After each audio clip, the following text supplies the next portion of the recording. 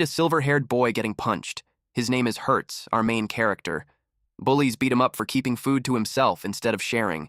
He argued it was for his adventure and refused to hand it over. One bully stepped on his head, calling him stubborn, and ordered the others to keep hitting him. Hertz clawed the ground in anger. He threw dirt into their eyes, blinding them.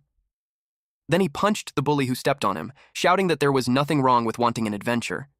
He told them they had no right to laugh at him. When he finished with that bully, he asked the others if they wanted to fight too. They panicked and ran away. Afterwards, he reached for his bag, but an old man grabbed it first. Looking inside, the man found rope, hooks, and food. He realized Hertz was preparing for a survival adventure at such a young age. Hertz demanded his bag back. The old man returned it and asked why he wanted to go on a survival trip. Hertz said the outside world seemed simple, unlike the troublesome place they lived in now. The man chuckled and told him running away wouldn't solve everything. He patted Hertz's head and offered to teach him an easy way to deal with people, as well as survival basics. He asked if Hertz was interested. Hertz thought about it and said he wanted to explore secret places all over the world. He asked if the man could teach him that too. The old man said yes, and told him that if he became a dream beast hunter, all his wishes could come true. Hertz grew curious about what a dream beast hunter was. The old man explained that ever since humanity's beginning, people had explored the planet.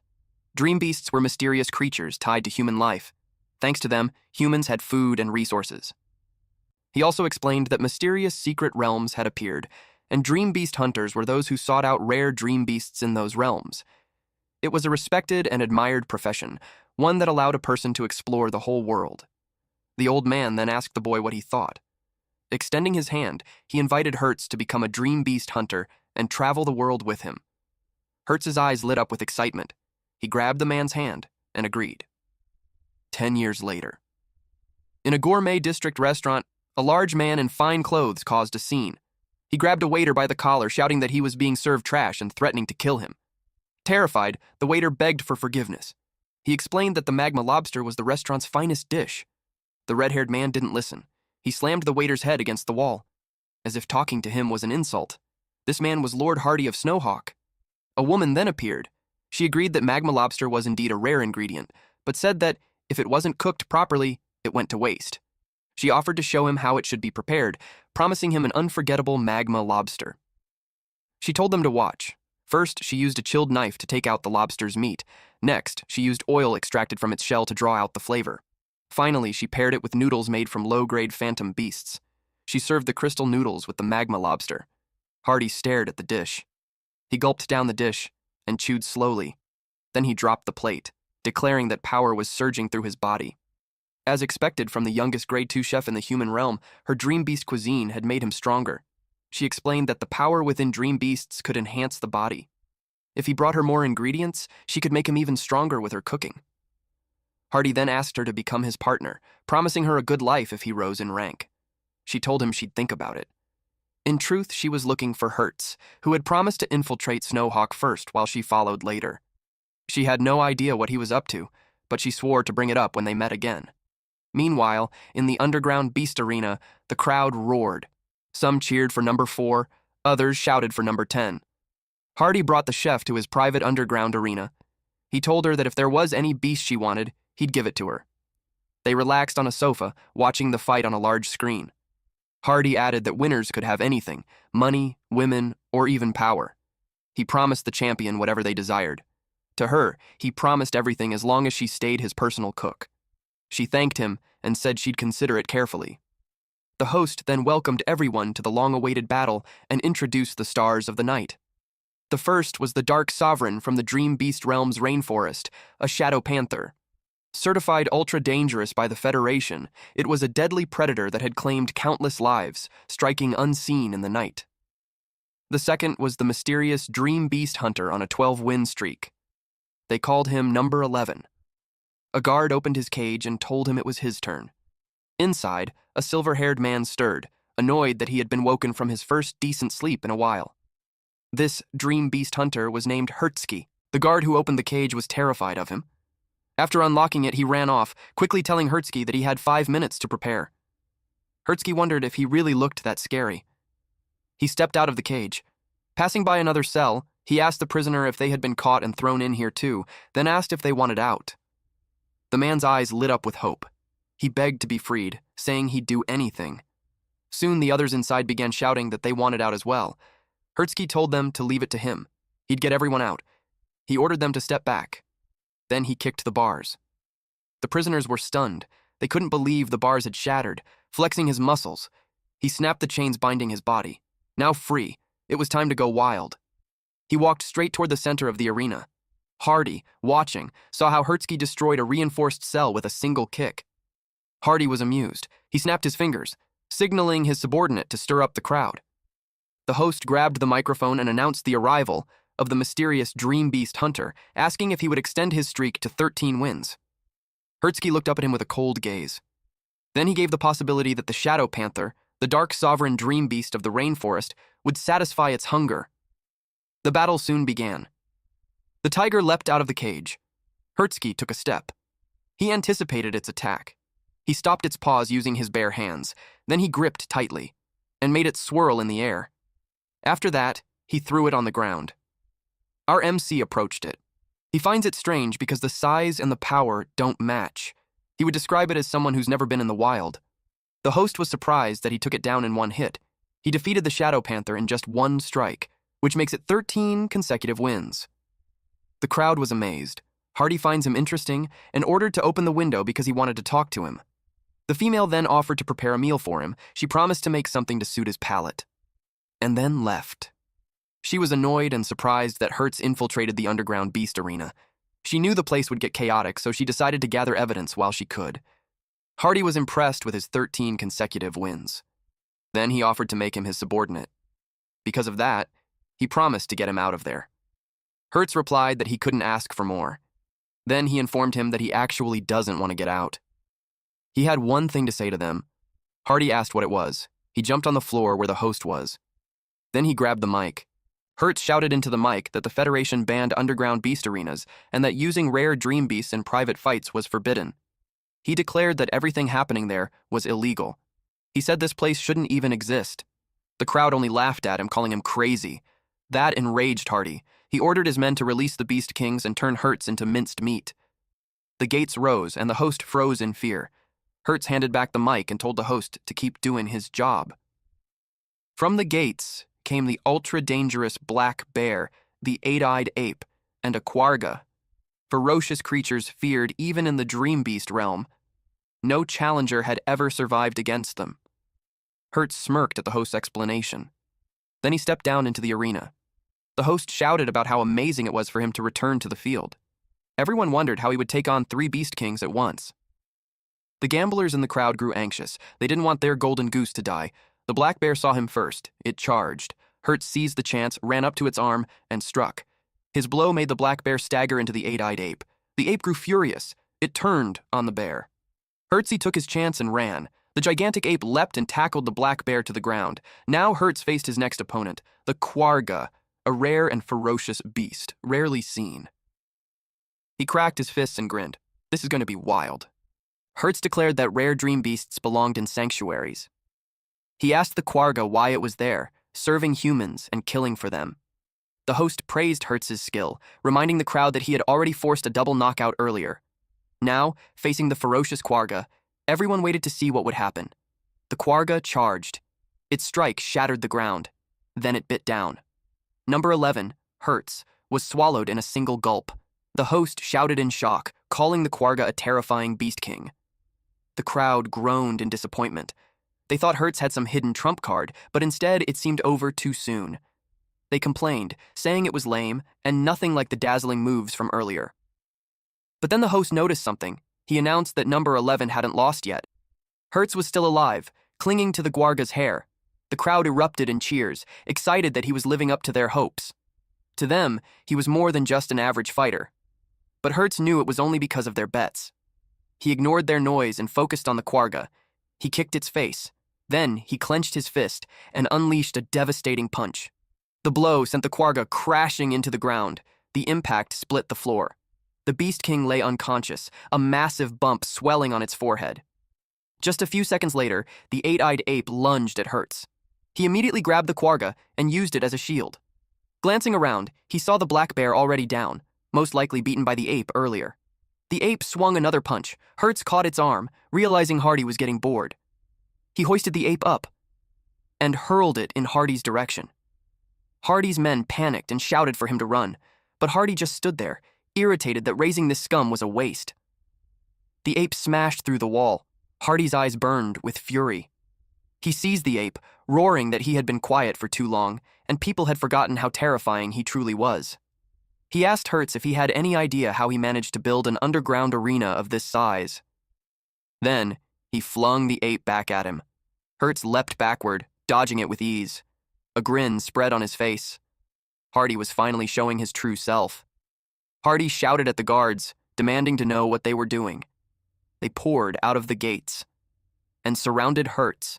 The crowd roared in excitement, recognizing Hardy's legendary battle unit. Rumor said every single one of them was monstrously strong. Hardy vowed to kill Hertz, claiming his ignorance would be his downfall. Hertz, deep inside, only saw them as a nuisance. Then, out of nowhere, someone smashed a guard with a brick. The men Hertz had freed rushed in to help him. He hadn't expected it. They told him that by freeing them, he had given them a new life. They asked him to leave the guards to them. As the riot spread, the crowd panicked and fled the arena. Many mocked Hardy, saying he couldn't even control his own slaves, yet called himself the king of the underground. To them, the place was no longer safe. Hardy roared that he wanted them all dead. Hertz replied that they should at least go out with a bang. He charged forward and slammed his fist into Hardy's chest. Hardy didn't even flinch. Instead, he grinned, then kneed Hertz hard in the stomach. Blood burst from Hertz's mouth as he flew into the wall. Hardy scowled at him, calling him a brat. He promised to use Hertz's corpse to reclaim his throne as underground king. Then he charged. But before his fist could land, Hertz's foot smashed into his face. Hertz wasn't going down so easily. Hardy froze for a moment. He noticed something odd about Hertz's movements. The next second, he slammed Hertz to the floor. Hardy sneered that Hertz knew nothing about him. Hertz's body crashed several floors down. Hardy mocked him, asking if that was all he had. Hertz coughed up blood and called him a monster. He admitted that no matter what he tried, he didn't think he could win. Then he noticed something behind him, a strange liquid. Hardy descended to finish him off, but when he looked, Hertz was gone. Thinking he had vanished, Hardy lowered his guard. That's when Hertz reappeared and struck him with a powerful punch. Hardy was sent flying across the room. Hertz smirked, realizing the truth. Hardy's defense wasn't actually that strong at all. Hardy couldn't believe Hertz had broken through his defense. It wasn't really a defense at all, just a cheap trick. He secreted fat the moment he was struck, using it to deflect the impact. Once Hertz figured that out, he came up with a counter. The first hit would shake Hardy's body and spray off the oil. The second hit, aimed at the same spot, would land clean without being deflected. Hardy refused to accept defeat at the hands of someone like him. So he used his last resort. He ran. For someone his size, he was surprisingly fast. Hertz gave chase. Hardy shouted back, telling him to stay away. Meanwhile, the female chef sat quietly in another room. She was spying. The head chef barked at the kitchen staff to perfect Lord Hardy's dinner, or else their lives would be on the line. Suddenly, she barged in and announced that Hardy had called them all trash, so she would be taking over. The chefs bristled with anger. She went on, mocking their cooking before introducing herself as a second-class chef, the youngest ever to earn the title. That only made the chefs angrier, telling her not to get too cocky. But she asked them if they were fine with Hardy's meal being delayed. At that, their confidence cracked, and they stepped aside. She used the chance to investigate. The chairman had asked her to gather evidence, but inside the beast arena, it had been nearly impossible to find anything. She scrutinized the kitchen. Nothing stood out. No rare dream beasts were being used as ingredients. As she wondered what to do next, she noticed something odd. Water dripped down the side of the oven. Puzzled by how droplets could form inside, she checked more closely. Then it clicked. There was a hidden space behind the shelf. She pushed it aside and uncovered a concealed door. It was locked, but that wouldn't stop her. She picked the lock easily. Surprised they used such an old, flimsy mechanism. What were they hiding behind something so poorly guarded? Inside, she froze. A rare dream beast was trapped in a cage. It was called Sad Baku. She rushed over, horrified. It looked as if they were trying to drive the species to extinction. Her chest sank when she realized the truth. The sad Baku was already dead. Her sadness quickly turned into anger. She wondered what people like them even saw dream beasts as. She apologized to the creature for being too late to save it. She swore to avenge the sad Baku and promised that every illegal hunter would face justice. With this evidence secured, she hurried off to report to the chairman. Suddenly, a chopping knife whizzed past her. A man appeared, curly white hair, a suit jacket paired with casual bottoms, standing on a scooter. He had realized she had discovered the sealed room. Because of that, he couldn't allow her to leave alive. She asked who he was, explaining that she was only preparing Hardy's dinner. The man introduced himself as Ding Dong, Hardy's head chef. His voice dripped with anger. Because of her, Hardy had stopped eating his food. She calmly replied that maybe his cooking was simply bad. Ding Dong snapped, saying that was impossible. He pulled out a large slab of raw meat and uncorked a bottle. It was sad Baku belly meat, marinated in his special sauce. He sneered that there was no way it could taste bad. She was horrified at the sight. She argued there was something deeply wrong with what he was doing. But Ding Dong ignored her. He raged that she had insulted his cooking and uncovered Hardy's secret. For that, she would not be leaving alive. His eyes gleamed as he added that she had good young meat on her. Marinated in his sauce, she'd taste even better than the sad Baku. Naturally, she refused and said her goodbyes. He lunged after her, intent on turning her into Hardy's next favorite dish. She dodged his knife, but her hat was sliced clean off. Ding Dong smirked, admitting she was quick for a chef. She shot back coldly. He wasn't a true chef. That left him confused. Her anger boiled over as she lectured him. A chef's hat, she said, was meant to keep hair out of the food. No matter the reason, knocking off someone's hat was unacceptable. She declared that anyone who disrespected the food or the customer was no chef at all. Then she revealed her weapon, a cannon-like shooter attached to her arm. She admitted she wasn't very strong on her own, but she had a powerful partner. The weapon was crafted from a dream beast her partner had entrusted to her. It fit her body perfectly, built to deliver lethal blows.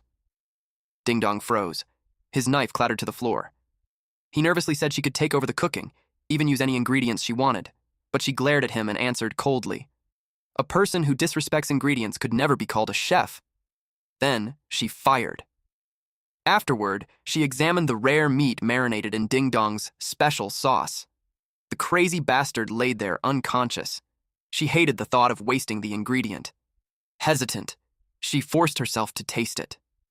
The flavor was as awful as she expected. Absolutely disgusting. Yet she felt energy flowing into her body. That sauce, vile as it was, had strange properties worth studying. Suddenly, the ground rumbled beneath her feet.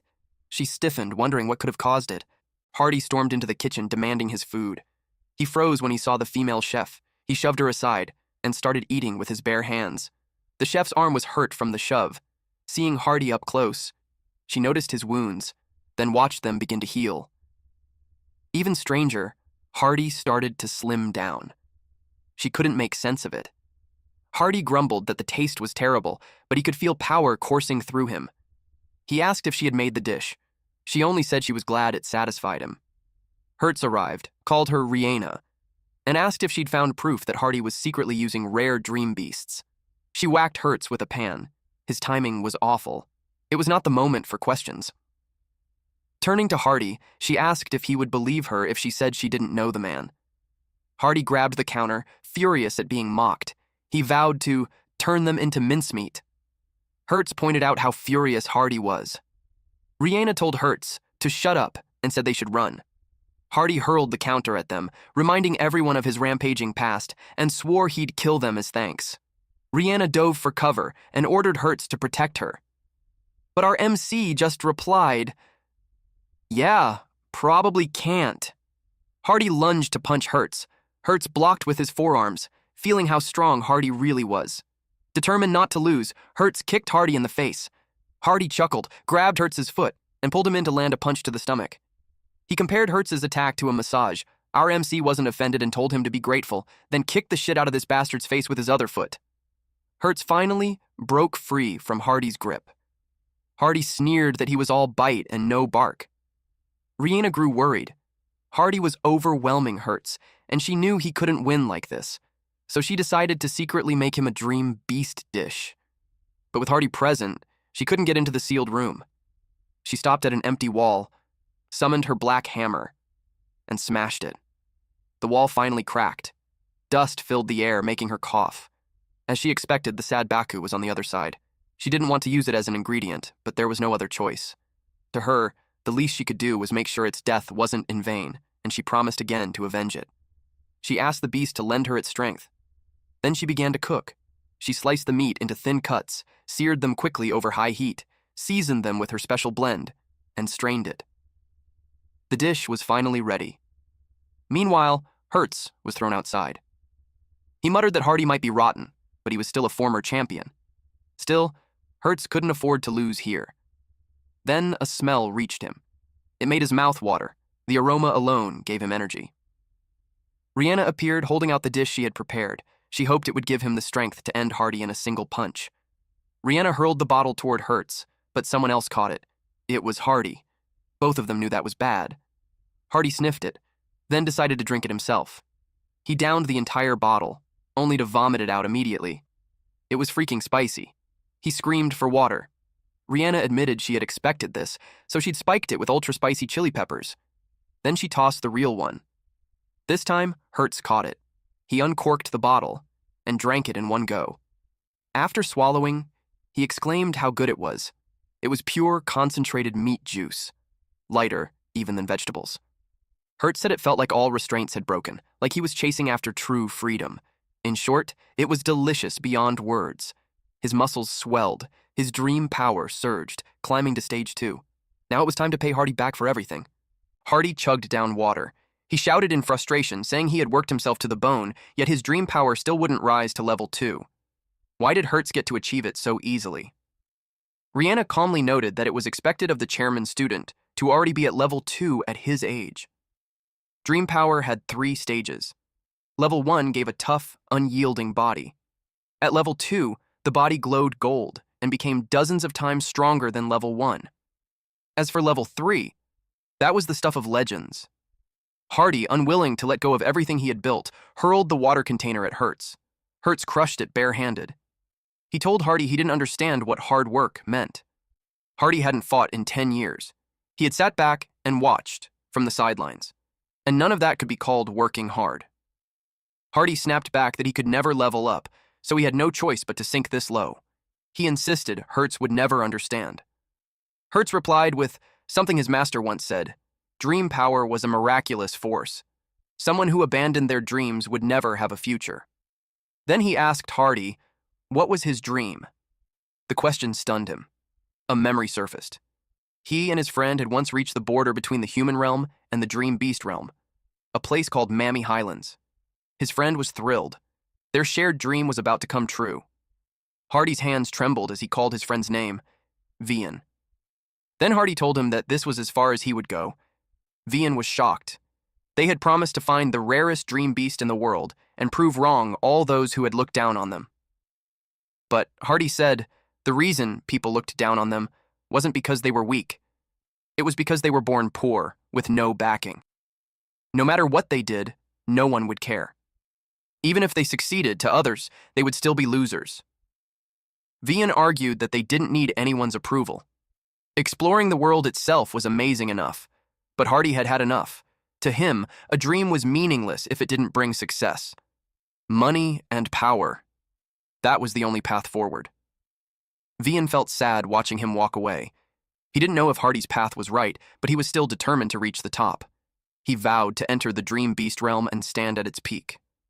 That was how he would prove his worth. In truth, Hardy had chosen the path of power and money because he lacked the courage to step into the dream beast realm. Still, he was glad to have had a friend like Vian. He had rooted for Vian to carry their dreams for both of them. Back in the present, Hardy wept. He had given up everything and let himself be consumed by power and greed. He claimed it was the same for everyone, that no matter how hard someone without connections struggled, it would all be pointless. If that was the case, then he would rather chase power and cling to it with everything he had. Hertz answered that dream. Power was miraculous. Hardy would never level up because he had stopped believing in miracles. No amount of money or fine food could change that. Hardy shouted at him to shut up. He hurled fireballs, roaring that once Hertz was dead, being level 2 would mean nothing. Hertz sprinted, dodging the blasts. He ducked behind a boulder, but the fireballs melted right through it. He was shocked. Hardy was much stronger now than he had been only a minute ago. Hardy laughed, thanking him for helping unlock his strength. Then he unleashed a barrage of attacks, promising a grand cremation. That's when he noticed Rihanna sneaking away. Rihanna told him not to mind her. He nearly forgot about her, but since she knew his secret, there was no way he could let her live. Hardy hurled a fireball straight at her. She called for Kuro's help and summoned a black shield, but the flames melted right through it. She braced herself, praying Hertz would save her, and just in time, Hertz grabbed her and pulled her away. When she opened her eyes, he saw Hertz's face. She blushed. Then immediately strangled him for being late. Hardy, irritated, blasted more fire at them and shouted for them to stop flirting. Hertz didn't move. Rihanna panicked, urging him to dodge, but he calmly told her it would be fine. She demanded to know what he was doing. Without warning, Hertz tossed her into the air. She screamed curses at him as she tumbled far away. He muttered that he'd make it up to her later. Now his focus was fully on Hardy. In a single step, Hertz closed the distance between them. Hardy was stunned that he had slipped past the flames so easily. Hertz revealed that Biggie was not the only one who had gained new strength during their fight. "Our MC has a new move, Blast." He drove his fist into Hardy's gut. It was a destructive impact that sent vibrations through Hardy's fat, tearing into his organs. Hardy admitted the blow landed, but smirked that he had one last secret. He beckoned Hertz closer, saying he'd reveal it. Hertz grew suspicious. It had to be a trap. Suddenly, something shot toward him. Steel slammed shut around his body. He cursed himself for falling for it. Hardy laughed, calling him an idiot. This was his turf. Of course there would be traps. He boasted that the cage was made from the bones of a swamp serpent. Not even a level 2 could break free. Hertz told Hardy to give up. Rihanna had already called the guard corps, and they would arrive any minute to seize the evidence. It wasn't too late if he surrendered. But Hardy only laughed. He knew no backup was coming. A sudden explosion thundered from a few blocks away. Hardy revealed he had planted bombs all around the Beast Arena. He was determined to kill everyone who knew his secret. Once Hertz was dead, no one would be left to expose his crimes. Hertz cursed at him and shouted he wouldn't let him get away. Summoning his strength, Hertz lifted the cage up from the ground. Even he was shocked. The floor beneath had been just ordinary stone. Hardy realized the contractors had cut corners during construction. Snarling, he launched fire and screamed for Hertz to die. But Hertz taunted him, saying that single flaw had broken his unbreakable cage. Hardy cursed him in rage. Then Hardy smirked, pointing out that Hertz might be able to defend himself, but not his little partner. At that moment, Rihanna was drifting on a balloon. Hardy fired at her first. Hertz leapt high, dragging the cage with him. He swung it beneath him and used it as a shield. The clash sent him crashing back down. Smoke filled the air, making them cough. When the dust cleared, Hertz was relieved to see Rihanna safe, though their position was more than a little awkward, with him holding her tightly in his legs. He asked if she was okay. Rihanna shot back sarcastically, "How am I okay?" Rihanna grumbled that she was sure one day Hertz would get her killed. Suddenly, a thunderous roar shook the air. A green tiger burst out and landed on a rooftop. It exhaled, its breath spreading across a wide area like a storm front. Rihanna's eyes widened. She recognized the beast. It was a tempest tiger, a creature that controlled storms. Hertz added that it was Biss's friend. Engines rumbled as several military trucks sped onto the scene. They have finally arrived. Hardy's face twisted in shock. He couldn't believe the beast was still alive. Hertz explained that he had told Biss about the arena ages ago. Biss must have pieced everything together and come to drag Hardy to his downfall. Hardy roared that as long as he lived, he would return. He swore he would never forget this and would come for revenge. He tried to flee, but Hertz stepped in his way. Hardy snarled at him. Hertz admitted he couldn't win outright, but he could stall him long enough. Hardy had committed too many crimes. It was time for him to pay. Hardy lashed out with furious attacks, but Hertz slipped away from each strike, even while carrying the cage. Desperate, Hardy tried bribing him, offering money, fame, women, everything. But Hertz refused to yield. He would never surrender for such empty things. The car screeched to a stop. Armed men spilled out, rushing forward and surrounding Hardy.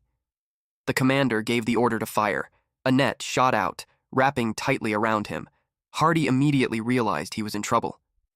He struggled, trying to tear it apart. But to his shock, his hands bled against the threads. The commander told him to give up. The net was woven from the silk of a dream beast known as the silkworm, tougher than steel. Not even a giant dream beast could break free. This man is Biss, leader of the Guard Corps' gourmet unit. Rihanna stepped forward and reported that a sad Baku was inside, serving as evidence. Biss listened. The commander announced his charges: operating an underground beast arena, human trafficking, and the private use of rare dream beasts. A warrant was already in place for his arrest. Hardy screamed that it wasn't over, that once he escaped, he'd kill them all. After Hardy was taken away, Hertz called out to Biss, asking him to get him out of the cage. Rihanna said it was good he was locked up. That would keep Hertz quiet. Biss unsheathed his sword in answer. With a single slash, the cage shattered into pieces. Hertz was finally free. Biss praised them both, saying their infiltration of the arena had been a success.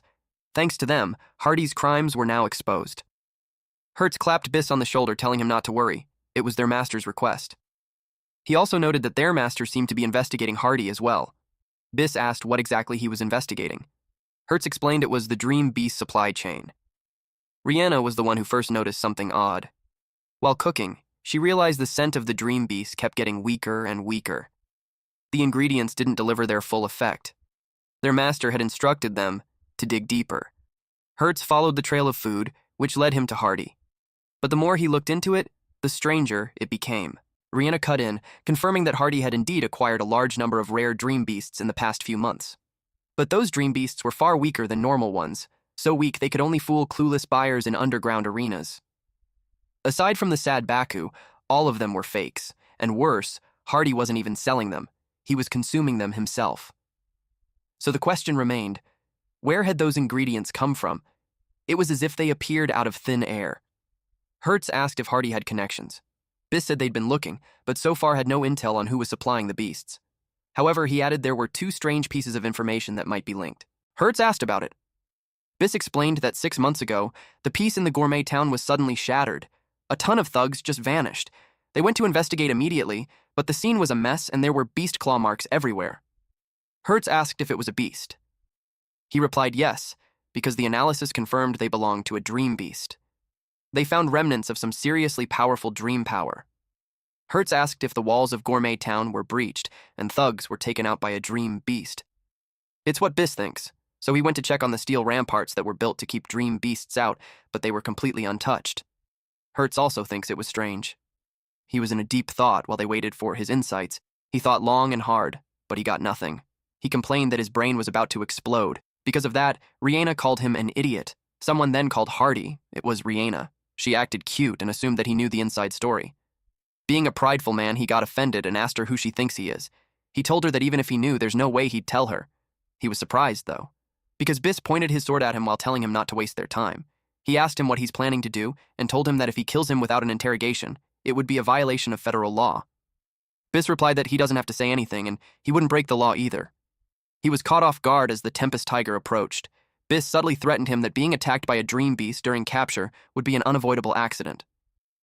He asked Hardy if that was right. He had no choice but to talk. He narrated that there was a day when he was sleeping and his window suddenly opened. A man in black clothes was standing there. The man told him he'd give him rare dream beasts, but he warned him not to tell a soul. The man killed Hardy's men in an instant and left him seriously injured. He had no choice but to do as he said. Biss asked what the man's goal was. He had no idea, because other than telling him to eat the dream beasts and use them in the beast arena, he didn't say anything else. Biss inquired on how the dream beasts were delivered. The man instructed him to collect them in the sewer. When he saw the mountain of rare dream beasts piled up, he knew he had no choice but to obey. There's no way he could stand up to someone who could take down that many rare dream beasts. Biss ordered his men to take him away.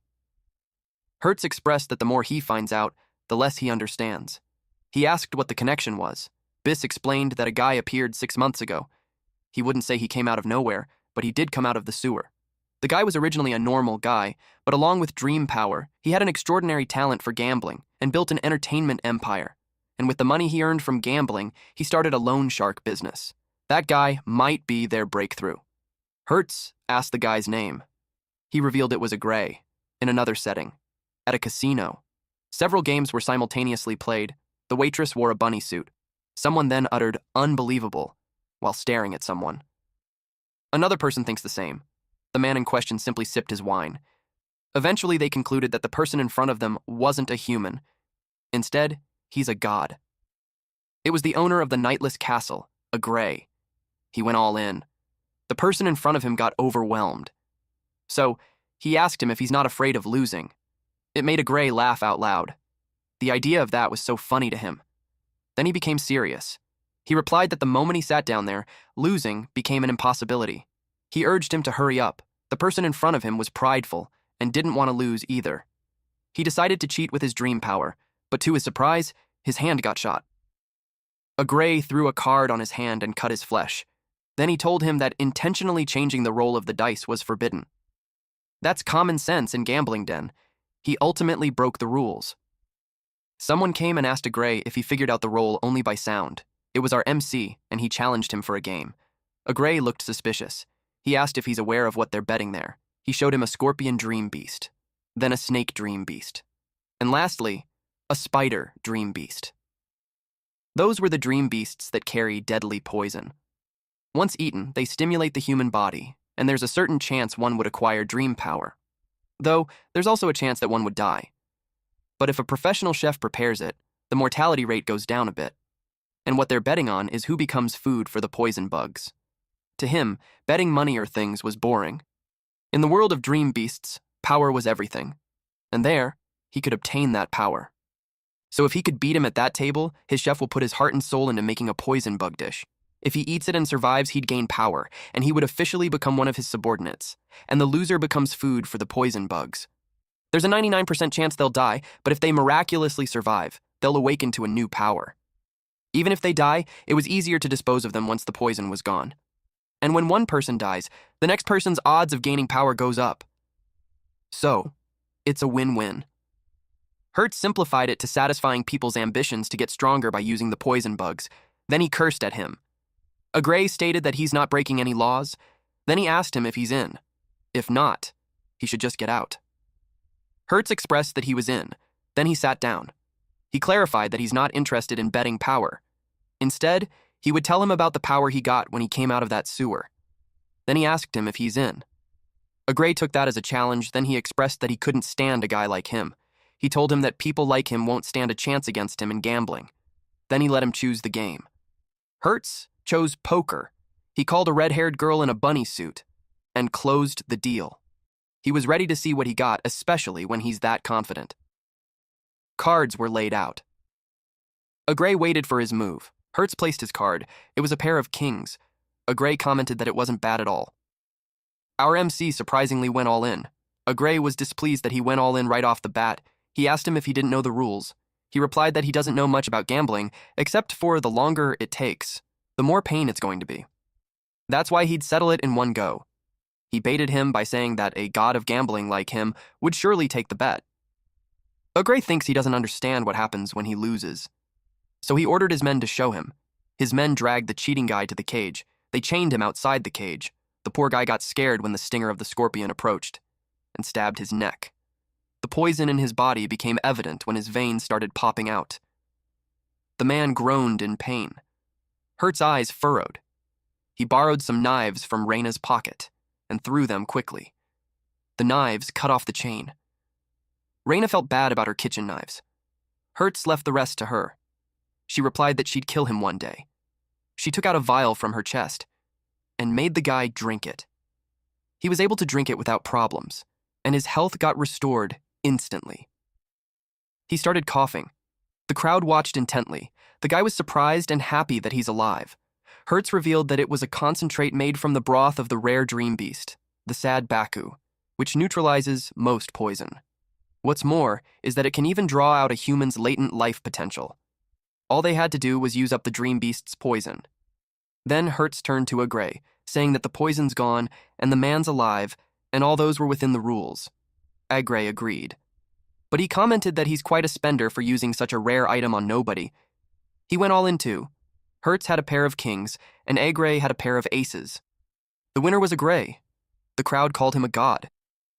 Since the match was over, he told Hertz to be quiet and be the good little prey that he was. He told him that he's pretty entertaining, and he'd be sure to pick out a nice burial spot for him. Hertz scratched his head, and he took out a chip saying that he had one left. Agray sneered, asking if he really planned to turn the tables with that. He told him to just give up and be eaten already. It would be easier that way. But our MC replied that he hadn't lost yet and dared Agray to bring it on. He had 1 pair 10s while Agray had 1 pair 8s. The winner was Hertz. Agray uttered that he let him win once out of pity. In the next round, Agray has 3 5s and Hertz has 3 6s. The winner was Hertz. In the next, Hertz had 3 kings, which made him win. But it wasn't over, he kept winning. The crowd realized that God was being cornered. Hertz commented that Lady Luck was on his side that day. Agray yelled that it was impossible for him to be better than he was. He claimed that he was cheating. Hertz asked who was really the one cheating. He pointed out how the gambling den was covered in webs of his dream power. A normal person wouldn't be able to tell, but with that, he can hear the thoughts of everyone in there and influence their emotions. The crowd was surprised, and they got angry after learning that Agray had a direct line to everyone's thoughts and actions. Basically, he wasn't a god of gambling, he's just manipulating everyone. Hertz branded him as the king of cheating. He thinks it was ridiculous. He claimed that he got where he was through his own skill. He claims that it was just baseless accusations. Hertz revealed that he purposely lost the first round just to figure out his method. After that, he used his own dream power to interfere with his senses so he couldn't gather information. That's the reason he lost. Since he claims it as baseless accusations, he challenged him to win. Agray immediately ordered the doors shut. His men held swords while guarding the doors, and they looked hungry for a fight. Hertz teased him by asking if he snapped because he hit a nerve. He replied that he just realized something. That if everyone there dies, his secret won't get out. He could imagine that the headline tomorrow would be a fire in there, and the story would be complete with him as the sole survivor. Reina asked Hertz if he could really win. He revealed that he had no pair that time, and Agray just easily fell for his tricks. Reina told him that it's not something he should be saying at the moment. Agray was furious and broke the table. He threw the cards while yelling that he'd kill them all. The cards flew like blades. Reina hid behind Hertz. She saw him bleeding and asked if he's okay.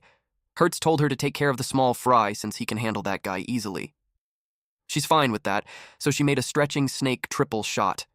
She was determined not to let them interfere. The guards were down in a single hit. They yelled that they can't deal with it. Hertz realized that Agray hadn't trained his minions well enough. He replied that it doesn't matter and he'd kill him and the woman anyways. He evaded the punch. Then he threw cards at him. Hertz tried to evade it. Then he kicked him. He finds it strange that he dodged again. It was like he had been reading his move.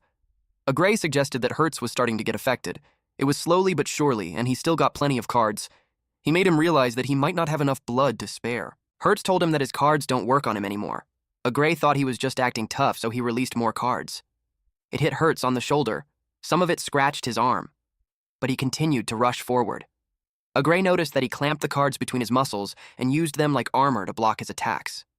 It was such a monstrous combat sense. In a single moment, Hertz had figured out how to counter. He knew he had to retreat. He thinks that as long as he's alive, he can rebuild the Nightless Castle someday. But he was caught off guard when he tapped his shoulder from behind. Hertz knew he just saw right through his attack. He asked him if he saw that coming too. It ended up with Agray being a bruised potato. Hertz asked Reina if it was all over. She replied yes, and luckily, they were just all humans. She had them trapped in a net. Then she saw that he took some damage too, but he replied that he's fine. He claimed that it was just a scratch, then he hardened his muscles and the cards unexpectedly flew. Then he told Agray that he did some research on him, and he never had power like that before. He threatened him to tell him everything that happened, otherwise he'd slice his blood vessels one by one using those cards. Agray got scared and promised to tell him anything if he would spare him. He narrated that 6 months ago, he was a vagrant. Every day he was rummaging through trash cans looking for food. But one day, an amazing smell started wafting over. The moment he smelled it, he felt power surging through his body. He followed that smell, and it led him to the entrance of the sewer. It made him wonder why it would be coming from a place like that. But his body just moved on its own, so he went down into the sewer. And there he saw a sight he'll never forget for the rest of his life. Grease rats normally live off garbage. They're the lowest of the low among dream beasts. But at that moment, he learned how vicious they could be. They were using their teeth, claws, tails, anything to take down their enemies. Hertz asked why they would kill each other. He replied that they were fighting over something.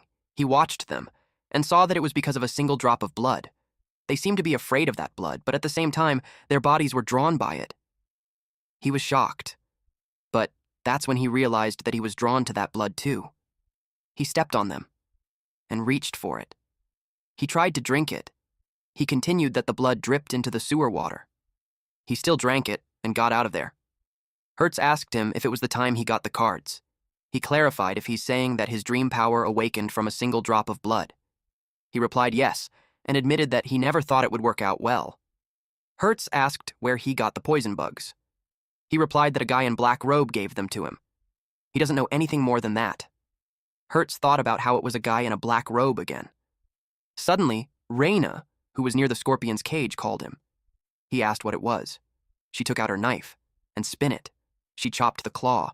It revealed a pinkish meat. Hertz liked the smell. He chomped on the meat and swallowed it. He claimed that it was delicious. It melts the moment it hits his tongue and it tasted like a poisoned scorpion. He elaborated that it was a little bitter, so it's not suited for regular cooking, but it's perfect as a training laxative.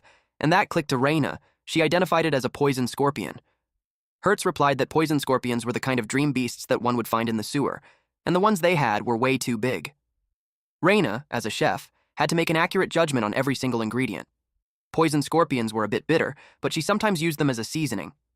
Also, the claws of a poison scorpion had a unique pattern, but that one was a little different. Hertz checked it and saw that she was right.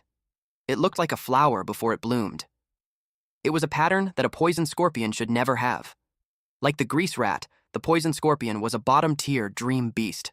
She can't imagine them crossbreeding with a high-tier dream beast. So she can only conclude that it was an artificially crafted beast. Agrey informed them that the smell was similar to the one he smelled in the sewer. Hertz intimidated him while asking if he's certain. He replied that it was true. Reina realized that there's a big secret in the town's sewer, so they had to investigate. Agrey asked if they would free him then. But he got hanged along with his men. He complained that Hertz promised to set him free. Hertz replied yes, and it means that he won't, and he decided to leave the rest to Biss. Reina told him that they had to get going and report back to the chairman, and she reminded him that he promised to take her hunting for rare ingredients in the dream beast world. The two then went to the infamous sewer. Hertz noticed that there were fewer creatures than normal, and the water was clean too. She also finds it strange. If Agrey's story was true, it is where the grease rats were killing each other, but they haven't seen any of it. Then they heard some sounds. Reina got scared because he might suggest going in there. She claims that a chef has no business entering such an unhygienic place. Hertz told her to wait there while he went in. He opened the door. The path was too narrow, but eventually saw a light. His eyes widened in shock as he wondered what that place was. He came across a waterfall. Not long after, he noticed rat statues. Water poured out from the pipes. He hadn't expected to find such a magnificent place beneath the gourmet district. It didn't look like a sewer at all. Then, a scent reached him. He suspected the sweet smell was coming from the water. He considered moving forward but hesitated. It was still a sewer after all. Reina soon arrived in full gear and noticed he wasn't ready yet. At that moment, our MC came up with an idea. He asked her to lend him her serpent so he could get past the obstacle. She agreed on the condition that he stop acting creepy. She commanded the serpent to transform. It coiled itself tightly around his legs. The finished product turned out to be a diving suit. She urged him to hurry, saying she didn't want to linger in that place any longer. He plunged into the water. What he saw left him stunned. Inside a cage was a strange creature. As he drew closer, he realized it resembled a heart. Curiosity gnawed at him. Whose heart was it, and why was it here? Then he noticed a rat nearby. The heart twisted into a grin. It opened a wide mouth, snatched the rat with its tongue, and swallowed it whole. Blood smeared across its jagged teeth. Hertz had witnessed its feeding, but then he sensed something unusual. The creature opened its mouth again and inhaled an entire school of fish. All of them streamed directly into its gaping maw. It gulped them down, and then it burped. Afterward, its body tightened. A single drop of blood was released. Hertz was puzzled. The drop didn't dissolve in the water. He considered bringing it back for analysis. He tried to catch it in a bottle, but instead it floated away. Rihanna was startled when it suddenly emerged from the water. Out of nowhere, bats swarmed and began acting erratically. Numerous of them lunged at her. Bubbles rose from the water. Just as Hertz burst out and came to her rescue, he leapt to a different spot, then quickly asked if she was all right. She released her transformation.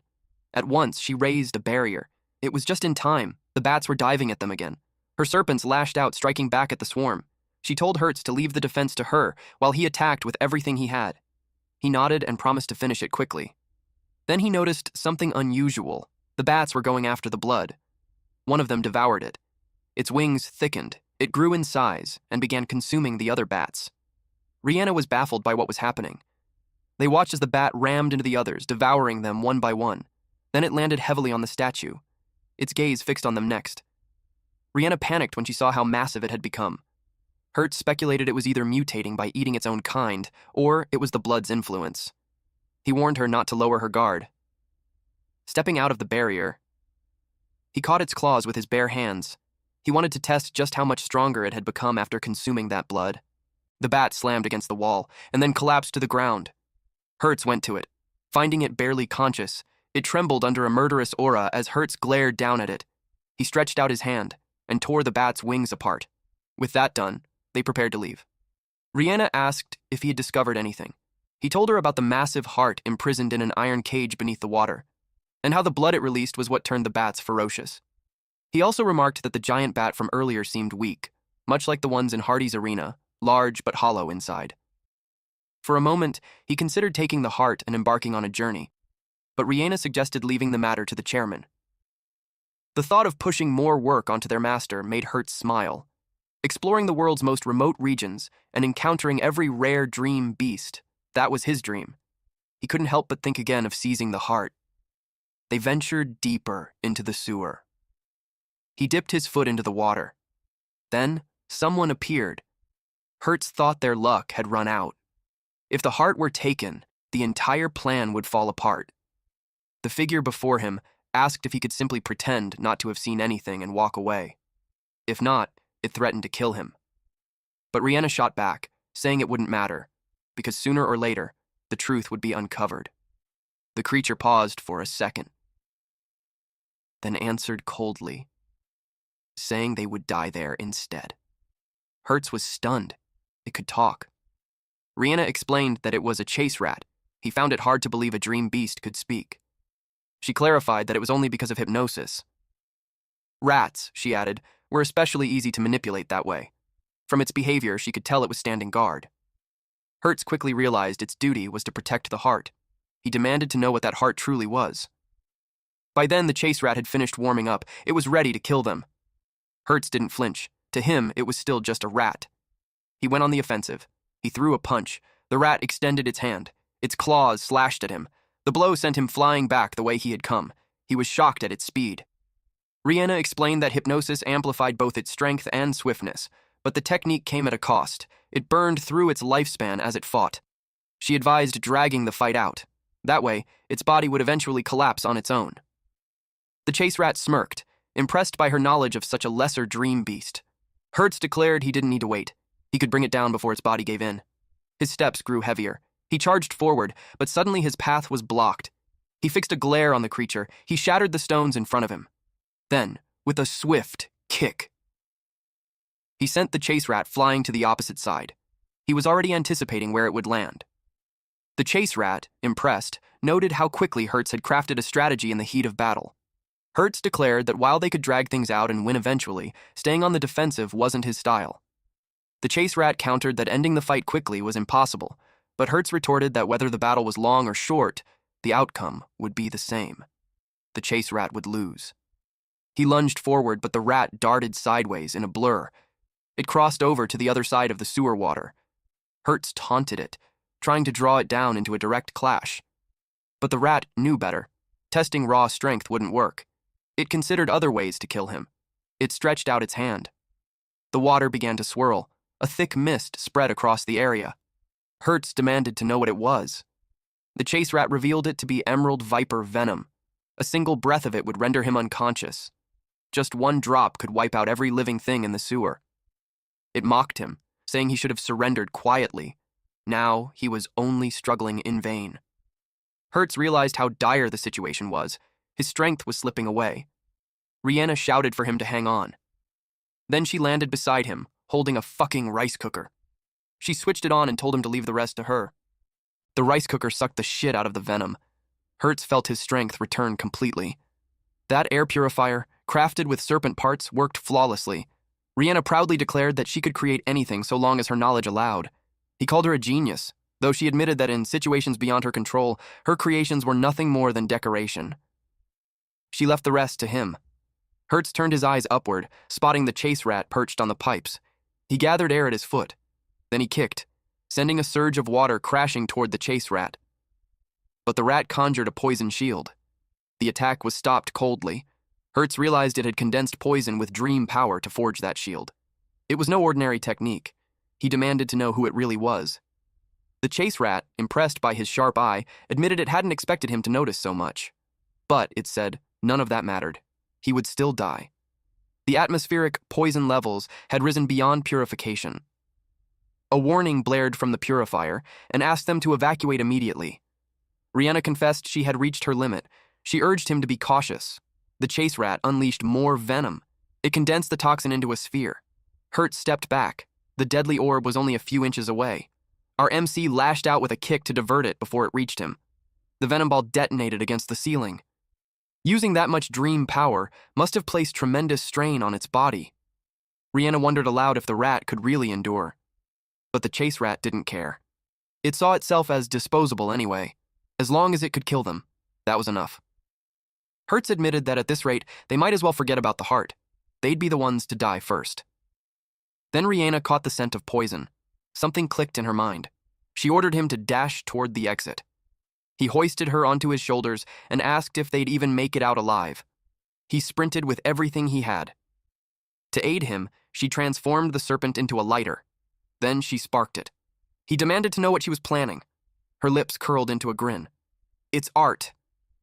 An instant later, the space behind them erupted. The firestorm was massive. The explosion hurled them forward. Hertz hit the ground face first while Rihanna descended gracefully, her umbrella opening like a parachute. She explained that she had noticed the poison gas contained explosive elements. In an enclosed space, a single flame would set it off, just as she predicted. Fortunately, she had transformed a serpent into a fireproof umbrella. Without it, she would have been scorched. Hertz groaned, complaining that she hadn't even considered whether he'd survive. She retorted that there was no time for that. Besides, with his dream power being grade 2, he wasn't going to die so easily. He pointed out instead that she had just blown up the entire sewer. At that moment, Biss appeared, reminding them that they had already caused 3 explosion accidents in the town in just 2 days. Hertz told Biss that he should be grateful because they had uncovered something incredible. Meanwhile, in a distant room, a woman sat idly before a chessboard. She looked utterly bored.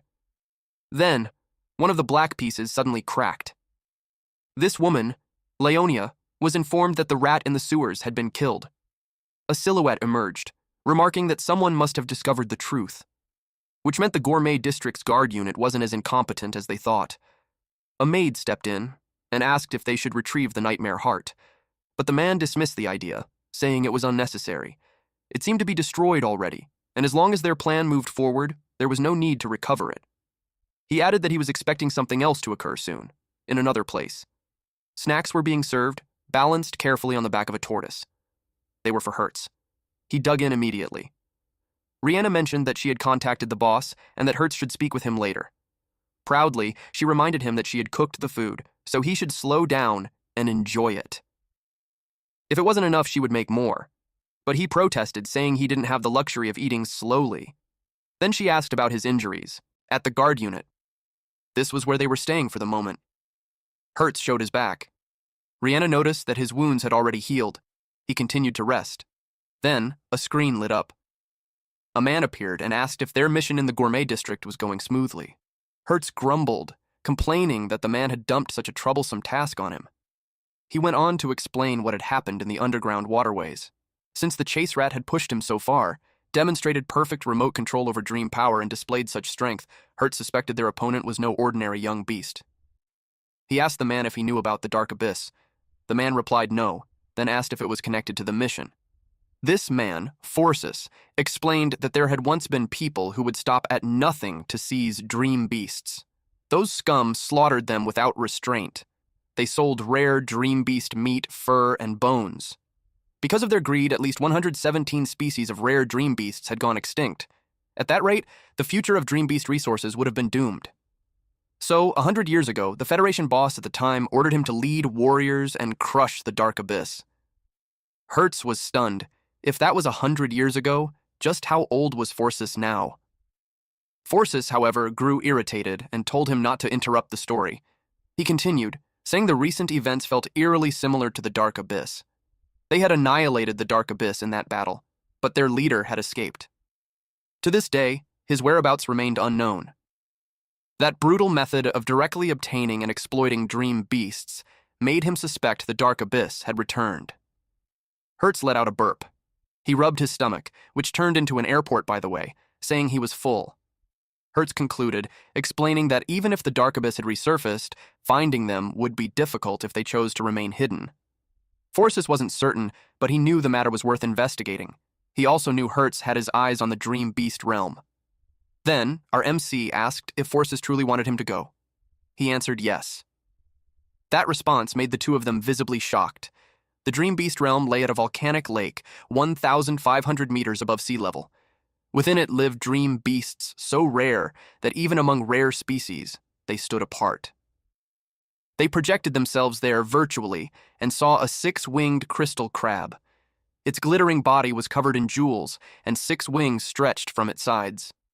Its meat was said to be incredibly fresh, while soup brewed from its jeweled shell was exquisite. Drinking it not only enhanced physical abilities, but could even extend one's lifespan. Yet this creature only molted once every 100 years, and this month marked that rare molting period. If the Dark Abyss had indeed returned, there was no way they would miss such an opportunity. Hertz, drooling, shouted that he wanted to eat it. Rihanna smacked him, telling him to control himself. Forsus asked if they would accept the mission. Hertz eagerly agreed, saying he could be trusted with it. Rihanna, however, already sensed how troublesome it would be. When they finally arrived, Hertz was panting hard. He hauled himself up a steep mountain with a massive box strapped to his back. The rock he clung to came loose. He slipped, sliding down the slope. From inside the box, Rihanna screamed at him to climb properly. He shot back that he had already told her not to come. The dream beast realm was far more dangerous than the human realm, but she had insisted, because in her eyes, he was a muscle-brained fool with no sense. Without her, she argued, he wouldn't even know how to preserve the 6-winged crystal crab's shell, and despite her complaints, he needed her power. By now, though, exhaustion was written all over him. It was clear they weren't welcome. A glutton bird, a dangerous dream beast, hovered menacingly above them. Rihanna quickly identified it as a medium-level threat, strong enough that in the human realm it could even become a ruler. Their luck couldn't have been worse running into such a creature right after arriving. The bird struck first. She summoned her serpent. It transformed into a long whip. The whip lashed out, coiling tightly around the glutton bird. With a sharp pull, she dragged it down. It slammed into the ground with a heavy crash. Then Hertz stepped in. He struck a rock beside them. The boulder toppled. It came crashing down on the bird. The impact knocked it out cold. Both of them wore devilish grins as their eyes turned to the remaining prey. The glutton birds flew away crying. Rihanna felt relieved that they finally left. Hertz told her they should keep climbing. But then another bird appeared above them. Rihanna realized it was the boss. She knew this was trouble. She suggested going back to the human realm instead. Hertz disagreed. They were already halfway up, and he had a plan. The bird let out a loud shriek. Then it went straight for them. Just as it was about to grab them, Hertz let go. They fell. The bird pulled its claws out of the rocks. Hertz managed to grab its feathers. He was ready to act. They were now hanging on its side. Another glutton bird came toward them. With a devilish grin, he greeted it. Then he kicked it away, saying it wasn't welcome. The bird was knocked down. He climbed up to the top of the boss bird. He called Rihanna and told her to hold on tight. He grabbed a couple of the bird's feathers. Then he pulled hard, making the bird cry out in pain. It shrieked loudly, and it flew higher. Now it was under his control. He was actually enjoying it as he got used to riding it. The bird grew restless and tried to shake them off. Meanwhile, Rihanna was scared inside the box because it was shaking so much. Eventually, Hertz tried to calm the bird down by hitting its head. Now, it had a large bump on its head. Our MC reassured Rihanna, saying the bird was tamed and everything was fine, and they flew smoothly. The dream beasts were scattered in the vast fields. They continued to fly. The glutton bird did its job, while they enjoyed the scenery. They headed to the top of the volcano, and eventually landed. They got off safely. Rihanna asked why the glutton bird had stopped. He explained that it was too scared to go on. Apparently there's something incredible up there, but they were close enough so it was fine. He reminded the bird not to attack climbers on the cliff, randomly, because only people with guts came to the dream beast realm. Then the dream beast flew away. They knew that it was the kind that would cause a huge commotion in the human realm. But if it got scared, then the creature in there must have been really dangerous. Despite that, Hertz looked forward to the six-winged crystal. Rihanna punched him to knock some sense into him and remind him that their purpose is to gather information and not to eat nor fight. She claims that he's really a musclehead. She told him that the six-winged crystal occupies the volcanic lake, but it's not violent and just eats small fish and shrimp. It won't move from the bottom of the lake. That's why everyone came to think of the six-winged crystal crab as just a jewel. People noticed it, but if it doesn't move, they wouldn't really know that it's a giant crab. So she concluded that the glutton bird felt fear, but it wasn't because of the six-winged crystal crab. Hertz replied that whatever it was, he's ready to check it, in the forest. The two kept walking. They scanned their surroundings, but Rihanna failed to notice the pile of poop and stepped right on it. She grimaced in disgust while Hertz laughed and teased her. Suddenly, a low growl echoed around them. Its source had locked onto them.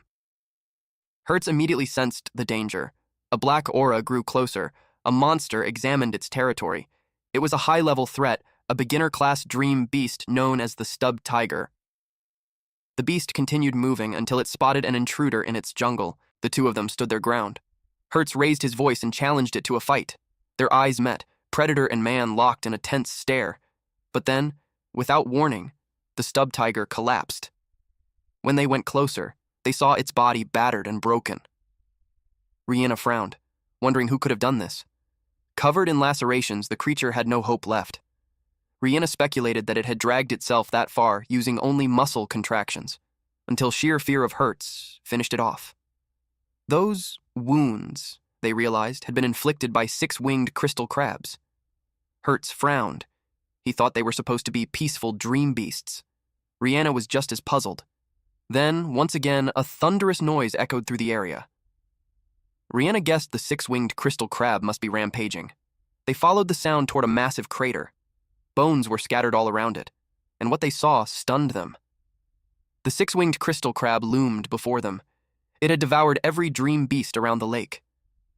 Rihanna wondered aloud what kind of stomach it could possibly have. They realized it had to be defeated and taken back. If not, the entire ecosystem in the area would be wiped out. Hertz stepped forward. He struck its shell and immediately sensed something was wrong. There was no response. That made them question where the real body was. What they were looking at was only a discarded, molten shell. This was supposed to be the creature's weakest state. Rihanna concluded that the crab must be resting at the bottom of the lake. She suggested they search later, after she prepared him food. She pulled out a knife and began chopping at the crystal. When properly removed, the jewels of the six-winged crystal crab could be cooked into a rich, flavorful soup. But very few people knew that secret. What she made wasn't perfect. Still, she handed it to him. Hertz's eyes lit up. He was eager to taste it. Rihanna proudly declared that it was a dish only the most skilled cooks could prepare. This was the true ultimate crab soup. He was so excited that he couldn't even wait. But in their distraction, neither of them noticed the water level rising. Just as he started drinking the soup, a wave surged. It crashed over them, soaking them both. The water spread rapidly. Hertz grew tense. The six-winged crystal crab began to shimmer. Then it emerged, towering over them. They were stunned by its sheer size. Without hesitation, it lunged to attack. Hertz shoved Rihanna aside as the claw came down. The massive pincer swung toward him. He ducked at the last second, narrowly avoiding the blow. But he couldn't understand. Why was it only targeting him? Rihanna realized the truth. It was after the soup he held. Hertz demanded to know why, since the soup was only made from a discarded shell. The crab struck again, its claws slicing through the air. This time, it landed a hit on Hertz. Rihanna's chest tightened with worry. Something about its behavior felt wrong. Praying that Hertz was still safe, she slipped behind a tree, trying to think of what to do next. Hertz got eaten. When he's back to his senses, he was glad that the soup didn't spill. He looked around and found himself inside the discarded shell, but he could tell something was off. Surprisingly, the eye of the crab appeared. Then it tried to catch him with its claw through the narrow hole. He teased it that it can't reach him. But then he noticed that it had been careful when it could just crush the shell. It made him think that something was inside, so he decided to take a look. His eyes widened at what he saw. There was an egg. It was spawning season, so it was no wonder that it was violent. He gazed at the beautiful egg, awestruck by the thought that 6 winged crystal crabs would one day be born from it. Then he sensed something. He placed his hand on it and closed his eyes. He got connected to the 6-winged crystal crab. It conveyed that it felt a kinship with him, and that it was afraid of the outside world. He asked if there was a scary presence outside. Meanwhile, the 6-winged crystal crab stood near its discarded shell while a rat spied on them. The rat was amazed and thought that if it brought that back, the boss would be pleased. Rihanna watched from a distance, too. She was spooked when there's suddenly a splash in the water. He checked what it was. Then she saw the rat. It magnetized the 6-winged crystal crab. The 6-winged crystal crab moved towards it. The rat eventually got it. Rihanna couldn't believe that it did that to a 6-winged crystal crab of that size. Then, the rat destroyed its shell. Obviously, the crab was in pain. Then it took some of the jewels. The rat knew that the jewel was used to become the legendary soup, but it directly ate it. Before it dropped on its mouth, something sucked the jewel. Rihanna did that. She didn't want to give the jewel to that rat. The rat was annoyed because it didn't have time to deal with her. It asked if she wanted to die that badly. Then it attacked her. She called Hertz to come out quickly while she braced herself. Suddenly something shoots out of the shell. Then it grabbed the rat's hand. It was Hertz. He fulfilled his promise of not letting anyone hurt his partner. He then threw the rat away. It was able to stop itself from rolling away and commended the boy for its move. Then Hertz called the crab and threw back the jewel. The crab caught it. Hertz told the crab to stop attacking him, and their common enemy was the rat. The crab moved to his side and faced the rat. The rat told them that they couldn't beat him easily. Hertz asked if it was Dark Abyss. His master expected that they would come. So he asked for their purpose for going to the gourmet district. The rat asked if that idiot Leonia was found. But it wasn't threatened. And now that Hertz found out about it, it couldn't let him live. Hertz complained how he's sick of rats already. It's pointless to ask anything from a disposable body, and it was too big for a rat anyway. The rat jumped higher towards the cliff. Then it gathered dark condensed energy as a gift to them so they can't escape. The dark energy formed a net. It would wrap around them and keep shrinking until they die. It was useless for them to run. It asked for their last words. Hertz rushed towards it to stop it. He tried to punch the rat, but it dodged. Then he was whipped by its tail. He counterattacked by kicking it, but it failed. The rat jumped backwards and kept a distance. It praised him for its movement because it has been a while since it met a human who can trade blows with it in close combat. He replied that he fought rats before and they weren't strong, but with its large body now, it can fully utilize its technique, but it would ruin its body. The rat laughed out loud. It admitted that he's correct, but also shared that the body was coordinated with great care so it can withstand 1% of its full power. Our MC was surprised when it disappeared, and suddenly, it was approaching him. He was still able to block its attack, but then to his surprise, it appeared behind him. It was incredibly fast. He didn't have time to dodge the kick from behind. He was pushed forward but eventually landed on his foot. Then the rat activated its evil net. Hertz's hand got caught in it. He cursed out loud. Rihanna came running to him. The rat pointed out the difference in their strength and how he doesn't have a way to counter its attack. The rat concluded that the match had been decided. Then it turned its attention to the main dish, the crab. But Hertz grabbed its foot to stop it. The rat asked him if he wanted to be killed that badly, but he wouldn't just let this rat go. He used his power. The rat sensed the dream power to stoke fear. It figured out that he was trying to collapse the evil net. It was a great idea. If he had lived, he might have become a strong person like them with talent. But it was unfortunate for him because he'll die. The rat didn't expect that he would grab its arm. And then he mounted the rat from behind, restraining its body. He knew he couldn't win using power and speed, but with that distance between them, he could deliver his finishing move. Back then, Hertz used to train under a waterfall with a giant boulder on his back. He would throw the boulder on the water and released punches in the water continuously. He also practiced his kick too. He kicked the waterfall over and over. And then he would go back to dry land. His master praised him for being strong in the span of 10 years. He was hopeful that he'd be allowed to go to the Dream Beast realm after reaching that strength, but his master told him that there's no way he could go with just that level. So his master taught him a technique to protect his life in the Dream Beast realm. He asked what that was. His master told him to follow, then went to the cage of a giant wart boar. This Dream Beast was classified in medium danger level. Hertz was shocked that he wanted him to defeat that, but his master clarified that he won't attack.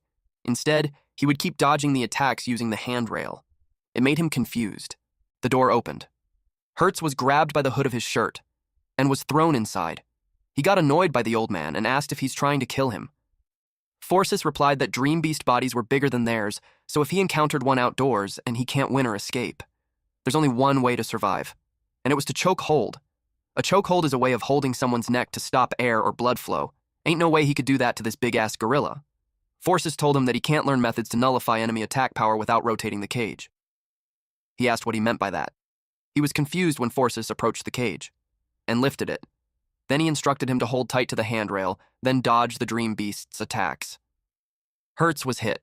He screamed at the old man that he won't ever forgive him, so at the present moment.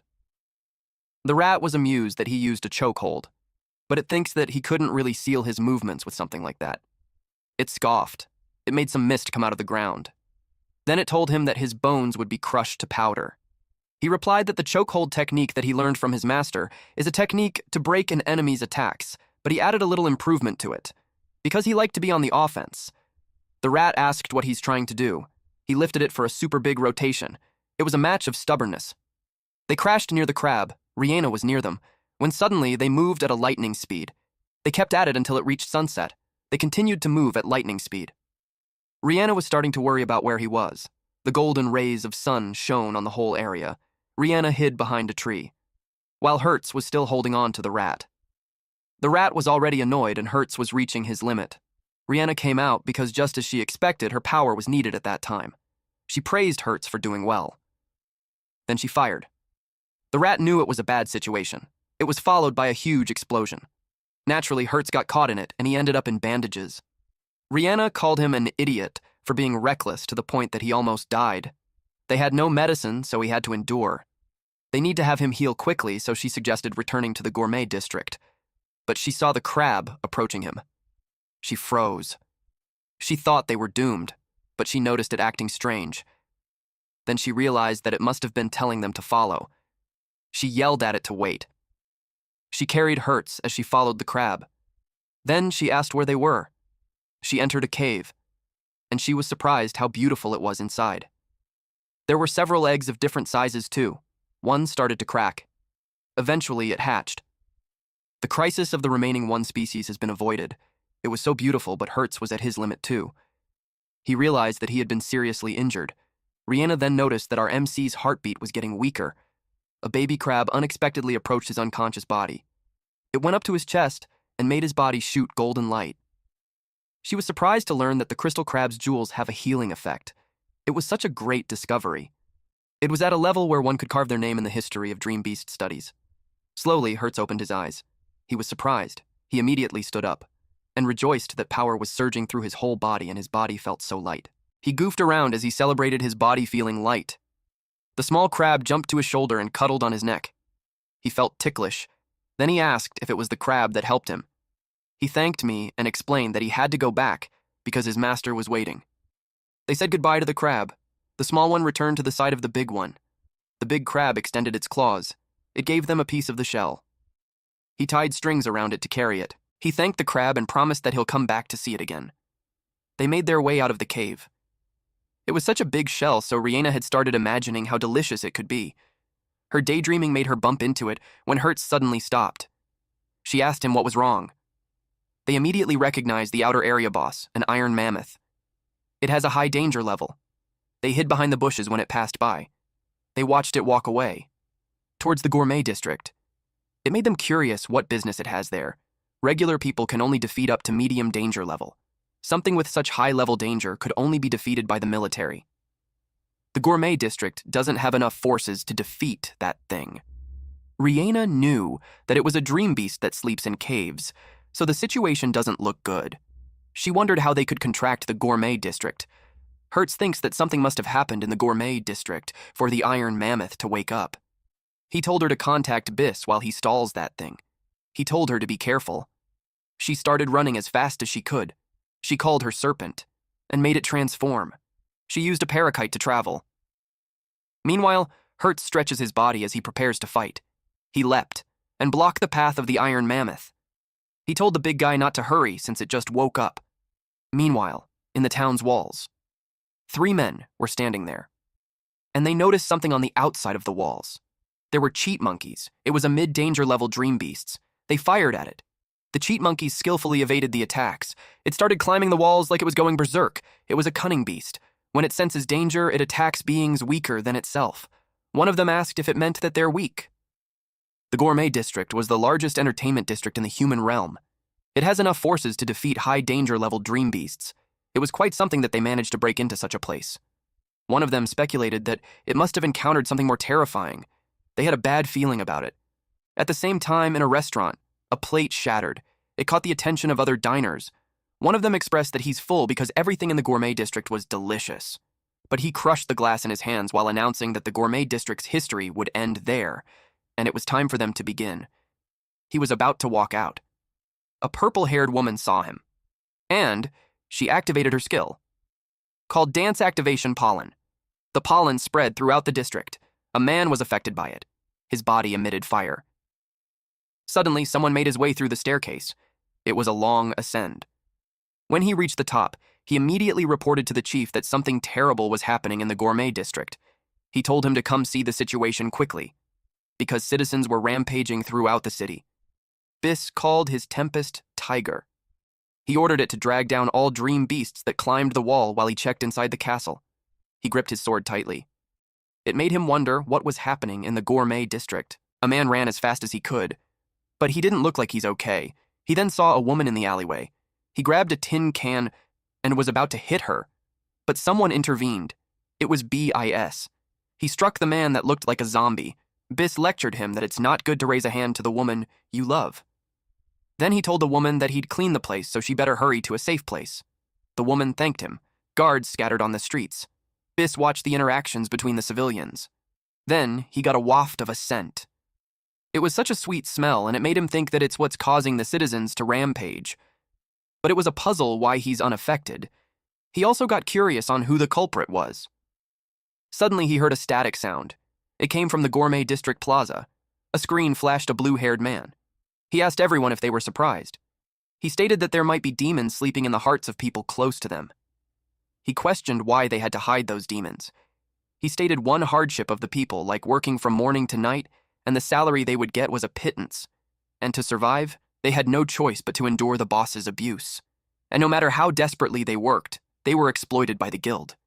And their labor was exploited, their freedom was taken, and they had become slaves. And the underground arena, back alley casinos, women, and nightclubs steeped in desire. It was a luxurious life built on everyone's labor. He stated that there's no such thing as a gourmet district. There, the rich could do whatever they wanted. The big question was, why aren't the people resisting? If it was because they had no power, he promised to give them power. He told them that he could be found in the finest gourmet building in the gourmet district. And if they went there, he'll grant him power. And to prove that, he'll show them a new world. He demonstrated his power. A lot of people paid attention. He released the beam, and it hit the building. Then the building disappeared. The crowd exclaimed that it's not even a human's power. The man announced that it was the power that he's trying to grant them. But there's a condition, and that was to release the demon inside their heart. He told them again that he's on the rooftop of the gourmet building. And his offer was first come, first served, limited to 30 people only, and the time limit was 3 hours. If no one comes, he'll leave. He tempted them by saying that the chance to change their life doesn't just lie around. The people started running. They competed against each other. The guard unit alone wouldn't be able to handle that chaos. Biss knew that if they're going to strike, they would start from the head, and that is to kill Leonia. He had to end the chaos, so he started moving. The blue-haired man watched them from the rooftop. It was the beginning of their game. Then he went inside. He lounged there with Leonia and 2 more women, with a wine glass in his hands. He inspected the drink and the bottle. Eventually, he slammed the table and scolded Sophia since he told her many times that she mustn't shake a 4-year-old wine. It would be a waste if it becomes sour. The purple-haired woman expressed that Leonia's speech was wonderful and it got everyone fired up. He asked her why she believed that, then told her that there's no such thing as fairness in the world. But everyone believes that they're the protagonist and that someday their day to soar will come. But everything that can be easily given already has a price tag. She asked him if he wouldn't give them power. He would, but there is a price to pay. She wasn't interested in knowing what it was. Suddenly, the door bursts open. It was time for him to work since their first guest had arrived. Meanwhile, in the Dream Beast realm cliff, Hertz saw the building disappear. It made him curious about what was happening. Then something caught his attention. Suddenly, the iron mammoth was already behind him. It then attacked him. He crashed face down on the ground. His new opponent was tough too. The tusk of the iron mammoth wrapped around him and lifted him in the air. He asked this big guy if it plans to have a contest of strength with him. He inhaled deeply and tried to loosen the grip of the tusk. Then he boasted that he was stronger. The iron mammoth got annoyed. It stomped its foot and created a pit on the ground. After that, it raised Hertz in the air. Hertz tried to stop it, but it threw him, and he fell straight to the pit. The impact was so strong that he passed through the opposite end, and he fell from the cliff. Who's stronger now, huh? Meanwhile, in the gourmet district. It was chaotic outside the walls with the dream beasts trying to get in. A brown-haired man delegated the task, but one of his subordinates pointed above. Rihanna was coming through. She landed on top of the wall. The subordinate asked who she was. The captain knew her but was curious why she came from the sky. She reported that the Iron Mammoth, the ruler of the Dream Beast realm outskirts, had awakened and Hertz sent her to inform them. It made sense now why the Dream Beasts are rampaging. She looked for Biss because they need traps for Iron Mammoths. The captain explained that a riot had broken out in the gourmet district, so Biss had gone to handle that. Rihanna wasn't happy with the timing. She understood, so she decided that she'd just take some people and head to support Biss while the captain and his team set traps for the Iron Mammoth. The captain told her to leave it to them, and then she left. Rihanna started to get worried. A bird-like dream beast flew around the district, and it breathes fire. The citizens in the open ducked, but they all wondered why the dream beasts of that rank were coming to town. The man then saw a manhole, and was surprised when a dream beast Dos Alligate's intermediate class with medium danger level appeared. Just in time, Rihanna released her serpent, and the serpent wrapped itself around the monster's snout. Then, she prepared a humongous hammer and hit it using that. It was like she's playing whack-a-mole. She told the guard to leave it to her while he goes to rescue the citizens. She stomped on the unconscious dream beast. She looked around while wondering what Biss was doing when such dangerous dream beasts roamed around the gourmet district. Back in the dream beast realm, Hertz was hanging on a tree. Good thing it was there.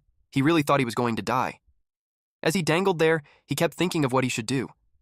But to his surprise, the tusk of the Iron Mammoth appeared. He grabbed onto it, then it threw him in the air again. He was glad that it came after him. He wanted to get back to the gourmet district immediately. It made him wonder if Rihanna arrived safely. The Iron Mammoth was being really persistent, and he thinks that the military in the gourmet district would settle it. He started taunting it, then he started running. He passes through the bushes, then jumped on the branches. He couldn't believe that it was that fast given its size. It chased after him, but he couldn't let it catch up to him. He knew he needed to do something. He saw something in front, and he thought of an idea. He grabbed a vine and crossed the cliff. Then he slid down. He still had the moment to appreciate the view. Our MC landed safely on the other side. He expected it not to catch up anymore, but it just got even more furious. It gathered strength on its legs, then it jumped, and it was able to cross the cliff too. He Tarzan the shit out of his way to escape. Meanwhile, the army stopped digging. They stopped when they saw the trap was perfect, and all they had to do was wait for the Iron Mammoth to come. They really wanted to get it over quickly because the Dream Beast realm was terrifying. One might never know when or what kind of ferocious dream beast would show up. A guard saw something coming. It was Hertz. He graded his landing 990 points. The guard awkwardly asked him who he was. He introduced himself and informed them that he was the one who gave Rihanna the instructions. He asked if the trap was ready. They informed him that the traps were right under his feet. At that moment, he fell. They asked if he's alive. There was a puddle underneath him. The guards told him not to move because that was an iron box. They knew the iron mammoth wouldn't fall for traps like that. They also told him that there's a ton of traps set up, so if he moves, they'll activate. The slime wasn't poisonous, though, just sticky glue. He asked how he's going to get out. The guard threw him a rope. He grabbed onto it.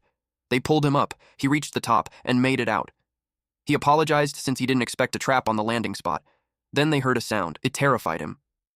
The iron mammoth had arrived. They all turned pale. He tried to tell it to wait, but it was furious. Its eyes were locked onto him. It jumped towards our MC, but it was caught off guard. The ground had shattered. Hertz's eyes bulged out from the impact. The ground where the iron mammoth stood started cracking. It completely caved in, and it fell inside. The guards could say that they had completed the mission. They approached the pit. All kinds of sounds were mixed together, and they got intrigued by what kind of mechanisms there were. They called out to Hertz if he's still alive. The pit was covered in dust. Hertz grabbed on the iron mammoth. He yelled at it not to move. He braced himself. Then the iron mammoth landed. The chains were activated. It wrapped around its legs until the chains were locked. It restrained the iron mammoth. It tried to move its feet. Then Hertz realized that hypnotic gas was released. It was certainly effective against mammoths, but he's also trapped there. The mammoth fell. He was surprised with the sudden movement. Eventually, it was knocked unconscious. Or, better yet, in a deep sleep. The guards told him that they'll throw him a rope in a bit. Hertz then told them to jump if there's a gap. They lowered the rope. He replied that it was useful. But suddenly, the iron mammoth moved. He was almost out of balance. He realized it was playing dead. He immediately jumped. He was high enough when it rose. So he was able to reach the rope. The guards were relieved that he made it out safely. He thanked them and asked how things are in the gourmet district. The guard informed him that when they came out, it was chaotic inside too, but they didn't know the full details. He expects Rihanna to be back already, and if Biss was there shouldn't be any problem. But he's still worried. So he decided to go back. The guards wondered if they should head back too. He arrived at the gates and found it wide open. He wondered what happened. Then he sensed something behind him. Of course, the surprise attack didn't work on him. He caught the bird and kicked it. It hit a wall. He wondered why dream beasts were inside the castle. Then he heard something. It was Riena's voice. He rushed towards a high building and searched the area for her. He went around looking for her until an explosion happened. He immediately ran towards it. Then he saw Rihanna being attacked by a dream beast that looked like a T-Rex. He told her that it's fine now. He kicked the dream beast. Then he turned his attention to her, who was actually falling from above. Hertz caught her before she hit the ground. They both landed safely. Rihanna was relieved. Then he noticed that she was soaked. She hit him in the head and scolded him for saying that in a way that could easily be misunderstood. After that, he asked about the situation. She told him that it was because of Leonia. He asked who it was. She also doesn't know, but if they go to the gourmet building, they'll be provided with incredible power. She pointed to a building to show the evidence. He couldn't believe that the building was destroyed in one hit. He knew that there were only a few people in the Federation that could do that. He asked where those people came from. She also had no idea, except that ever since that person appeared, dream beasts had been showing up in droves. The dream beast that he attacked was the last one that they found. She already contacted the Federation generals, but it would take them several more hours. He requested her to rescue the soldiers while he goes to meet Leonia and find out what they're planning to do.